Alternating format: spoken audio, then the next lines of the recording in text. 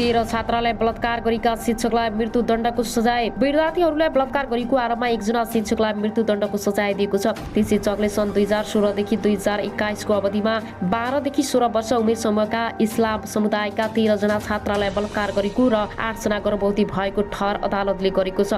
बाङडुङमा अवस्थित एक अदालतले गत फेब्रुअरी महिनामा हेरी बिरावन नाम भएका ती शिक्षकलाई आजीवन कैदको सजाय सुनाएको थियो। तर पीडित पक्षले विरोध गर्दै मृत्युदण्डको माग गर्दै अपिल गरेको थियो। त्यसपछि सोमबार अदालतले उनलाई मृत्युदण्डको सजाय सुनाएको न्युयोर्क पोस्टले जनाएको छ। अदालतको वेबसाइटमा राखिएको एक विज्ञप्तिमा पनि ओपीलाई मृत्युदण्डको सजाय सुनाएको उल्लेख भएको छ। इन्डोनेसियाको बाल संरक्षण मन्त्री सहित केही अधिकारीहरूले मृत्युदण्डको सजायको माग समर्थन गरेका थिए, तर मानवाधिकार आयोगले भने मृत्युदण्डको सजाय उचित नहुने बताएको थियो। एक शिक्षकले यो कुकृत्य सार्वजनिक भएपछि इन्डोनेसियाका धार्मिक बोर्डिङ स्कुलको सुरक्षामा कतिपयले प्रश्न उठाएका छन्। विश्वको ठूलो मुस्लिम बहुल देश इन्डोनेसियामा हजारौंको संख्यामा इस्लामिक बोर्डिङ स्कुल र धार्मिक स्कुल छन्। ती स्कुलहरूबाट गरिब परिवारका सन्तानले समेत शिक्षा पाइरहेका छन्। अब आउनुहोस् अर्को समाचारतर्फ लागौं। प्रधानमन्त्रीले प्रकाशित गरेको 101 दिनको विवरणमा सूची नक्सा हटाइयो। भौगोलिक अखण्डता प्रतिको यो खेलबाडकी साधारण कुरा हो। ओलीले भने हिजो मात्रै दिल्ली स्थित नेपालको दूतावासमा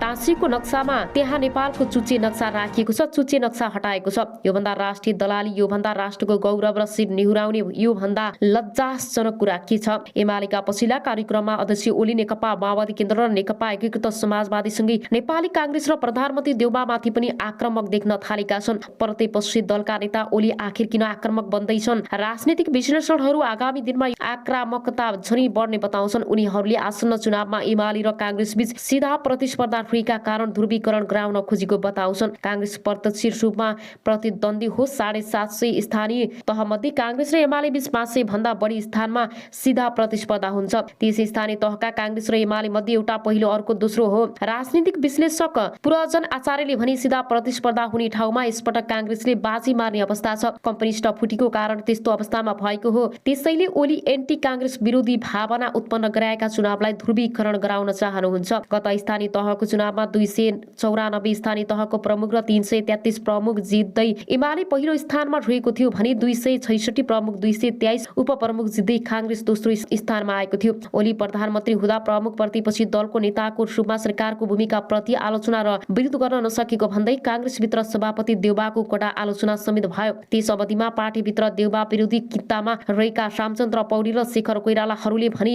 विरोध गर्ने गरेका थिए। आचार्यका अनुसार तल्लो तहसम्म सम्बन्ध गठबन्धन बनेपछि ओली झनै आक्रमक देखिएका छन्। स्थानीय आवश्यकता अनुसार गठबन्धन तल्लो तहसम्म हुन्छ कि भनेर अलिकति तिल मिलाएको अभिव्यक्ति हो। कांग्रेसको केन्द्रीय कार्य समितिको निर्णयपछि यस्तो भएको आचार्यले भने। त्यस्तो अवस्थामा आफूलाई क्षतिपूर्ति हुन्छ भन्ने थाहा छ। उनीहरूले कांग्रेस टेको दिन थाल्यो भन्ने पनि भएको हो। त्यसप्रतिको आक्रमण हो। फलस्वरूप शुक्रबारको कार्यक्रममा पनि ओलीले कांग्रेस प्रति कडा टिप्पणी गर्दै आरोप लगाएका थिए। उनले माओवादी र एकीकृत समाजवादीलाई लक्षित गर्दै कांग्रेसले जहिले पनि खराब शक्तिसँग मात्रै गठबन्धन गर्छ भन्दै टिप्पणी गरेका थिए। कांग्रेस जहिले पनि थोत्रो र पत्रु तत्त्वहरूसँग मात्रै एकता गर्छ र कांग्रेसले जहिले पनि राष्ट्रियता विरोधी र लोकतन्त्र विरोधी शक्तिसँग एकता गर्छ। शत्रुसँग घाँटी जोड्न ओलीले भनेका थिए बिग्रिएका सडे गलेका बिउका माल लोकतन्त्र विरोधीसँग घाँटी जोड्ने अहिले होस् कि अहिले होस् कांग्रेसको जात नै त्यस्तै हो। 2077 फागुनमा तत्कालीन नेकपा र गत भदौमा एमाले विभाजित भएपछि पुष्पकमल दाहाल र माधव कुमार नेपालप्रति पनि ओली पनि बढी आक्रमक देखिँदै आएका थिए। उनको आरोप छ गालीको निशाना अहिले कांग्रेस र प्रधानमन्त्री देउबा बनेका छन्। गत मंगलबार कांग्रेसको केन्द्रीय कार्य समितिको बैठकको 5 दलीय सत्तारूढ गठबन्धनलाई तल्लो तहसम्म लैजाने र स्थानीय चुनावमा तालमेल गर्ने निर्णय गरेको भोलिपल्ट नै अर्थात् चैत 16 मा भक्तपुर आयोजित कार्यक्रम बोल्दै ओलीले गठबन्धन गर्छौं भनेका छन्। गठबन्धन सजिलै छैन। भोलि लोभी पापीहरूको गठबन्धन कति गाह्रो होला विचार गर्नुस् त ओलीले भनेका छन्। चुनाव नजिकै गर्दा ओली यसरी आक्रामक बन्नुको पछाडि गठबन्धनै रहेको ठान्छन्। त्रिभुवन विश्वविद्यालयका प्राध्यापक खड्ग केसी पनि आसन्न स्थानीय तह चुनावमा प्रमुख प्रतिस्पर्धा हुने भएकाले कांग्रेसप्रति उनी बढी आक्रामक भएको केसीको बुझाइ छ। छुटिएर गएका दुई नेता र पार्टीमाथि आक्रामक छँदैछ। पछिल्लो समयमा कांग्रेस र देउबामाथि प्रहार हुनुमा आगामी चुनावमा मुख्य प्रतिस्पर्धा हुने शक्तिको कारण भएको हो केसीले भने। एमसीसी परिघटनामा कांग्रेस र एमाले भित्रको सामिप्यताको कुरामा जुन रूपमा बहस छलफल भएका थिए तर परिणाम चाहिँ फलस्वरूप ढंग देखियो। कांग्रेसले सत्तारूढ दलका नेताहरू र पार्टीलाई मात्रै ठिक ठाउँमा मात्रै ल्याउनका लागि एमालेकाई कार्ड खेल्ने काम नभएको बुझाइ एमाले नेतृत्वमा हुन सक्छ। त्यसो त अमेरिका नेताको मले मिलेनियम च्यालेन्ज कर्पोरेसन एमसीसी संसदबाट अनुमोदन गर्ने विषयमा सत्तारूढ गठबन्धन भित्रका खटपट बढेपछि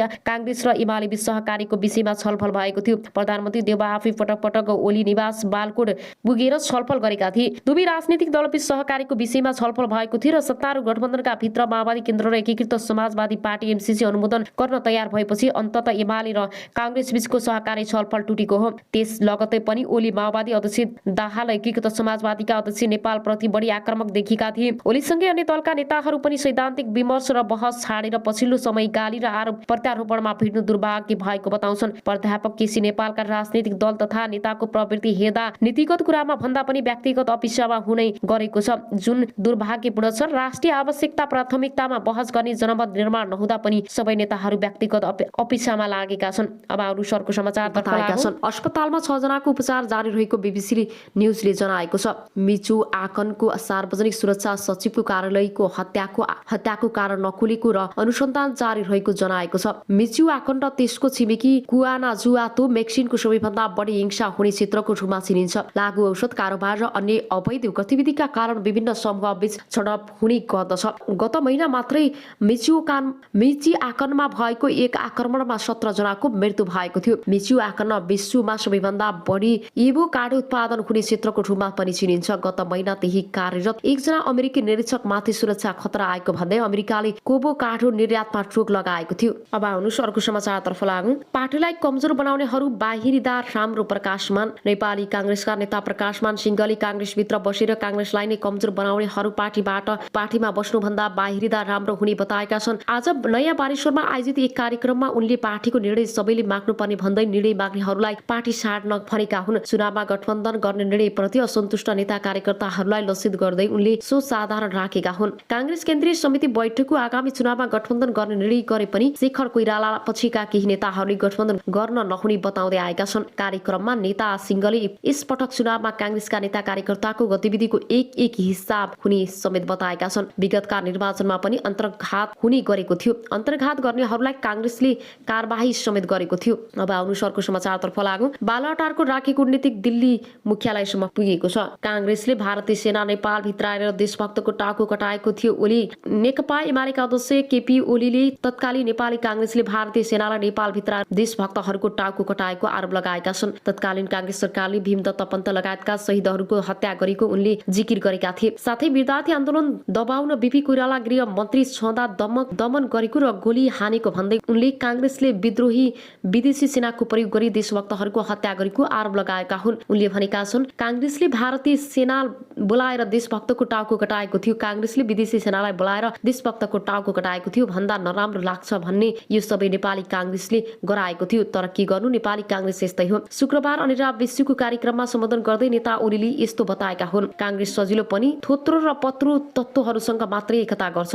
कांग्रेसले जहिले पनि राष्ट्रियता विरोधी र लोकतन्त्र विरोधी शक्तिसँग एकता गर्छ। शत्रुसँग खाँटी जोड्ने बिग्रिएका सडेका बिकाउ माल लोकतन्त्र विरोधीसँग खाँटी जोड्ने उनीहरूले अहिले होस् कि कांग्रेसको जात नै त्यस्तै ओलीले भनेका छन्। यस्तै ओलीले बीपी कोइराला सहितका नेताको भूमिकाको आलोचना गर्दै विद्यार्थी आन्दोलनले चाकरण ल्याएको बताएका थिए। साथै कांग्रेस माओवादी लगायतका दलहरूले गठबन्धनलाई लक्षित गर्दै कांग्रेस अहिले पनि लोकतन्त्र विरोधी शक्तिसँग सहकारी गरेको ओलीको आरोप थियो। उनले विद्यार्थी आन्दोलनको विरासत अनिरा विश्वसँग रहेको भन्दै फेरि पनि जनचेतना उठाउने दायित्व अनिरा विश्वकै नै रहेको बताएका थिए। विद्यार्थी आन्दोलनको इतिहासबारे बोल्दै ओलीले कांग्रेसले जहिले पनि शत्रु र विरोधसँग मिलेर विद्यार्थी आन्दोलन दबाउने काम गरेको बताएका थिए। यस क्रममा उनले कांग्रेसले भारतीय सेनालाई नेपाल भित्राउन तत्कालीन विद्यार्थीहरूको हत्या गरेको आरोप लगाएका थिए। अब आउनुहोस् अर्को समाचारतर्फ लागौं। त्यो भए अँध्यारो हुँदै आएपछि भीड आक्रोशित हुँदै गयो। प्रहरीलाई नै लखेड्न थाल्यो। दोहोरो झडप बढ्दै जाँदा रातको 9 बजेको थियो। इलाका प्रहरी कार्यालय लिटाङका प्रहरी निरीक्षक इन्सपेक्टर रोमन राज अर्यालले भने सानो गेटबाट भागाभाग हुन थाल्यो। प्रहरीमाथि सिसाका बोतल ढुङ्गा मुढा बर्सिन थाले। त्यही क्रममा उर्लिएको भेडले उर्मिलामाथि आक्रमण गर्यो। उनले ज्यान जोगाउन सकिनन्। घाँटीमा धारी र हतियारले प्रहार भयो। अरूलाई सुरक्षित गर्न ड्युटीमा खटेकी उर्मिला अपराधीको हातबाट मारिन्। अरूलाई जोगाइन् तर आफू जोगाउन सकिनन्। इन्सपेक्टर अर्याल आफैले उर्मिलालाई मैदानमा उठाउन मोटरसाइकलमा हालेर अस्पताल पठाए। रगत्याम्मे उर्मिला अचेत थिइन्। प्रहरी पोसाकमा रगत बाहिरिएको थियो। उनको मुटु धड्कन थिएन। उनलाई अस्पतालमा मृत घोषणा गर्यो। तर प्रहरी अधिकारीहरूले उर्मिला बाँच्ने आश पहिले गुमाइसकेका थिए। 2076 सालमा प्रहरी सेवामा प्रवेश गरेकी उर्मिलाको 6 महिना अघि मात्रै प्रहरी जवान नवीन श्रेष्ठसँग उर्मिलासँग विवाह भएको थियो। खोटाङ माइती घर भएकी उर्मिलाको विवाहपछि घर उदयपुर हो। उनका श्रीमान इलाममा